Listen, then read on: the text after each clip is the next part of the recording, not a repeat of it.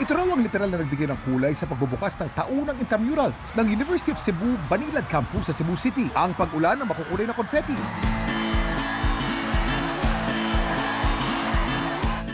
Halos mabalot na ng konfeti ang buong quadrangle ng universidad. Ito ang tinatawag nilang Confetti Wars. To signify unity via diversity. Bawat kulay ng konfeti may sinisimbolong college o department. Despite being called as Confetti Wars, it's not actually a competition. Ang Confetti Wars taong 2009 pa nang sinimulan.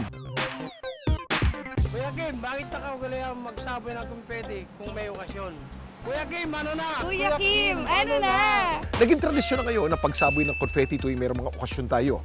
Ang pagsaboy kasi ng libo-libong makukulay na papel ay simbolo ng good vibes at kasiyahan tuwing tayo'y merong handaan. Ginagamit din ang mga ito sa kasal sa paniniwalang magdadala ito ng swerte at kasiyahan sa bride at groom. Naging tradisyon na raw noong 14th century ang pagsaboy ng kung ano-anong bagay sa Italian parades. Kabilang sa kanilang binabato ay mga candy, barya, prutas, itlog at mud balls. At dahil na rin sa pag-usbong ng teknolohiya, ang dating bulaklak at kung ano-anong halaman, napalitan na rin ng iba't ibang papel na iba't ibang kulay.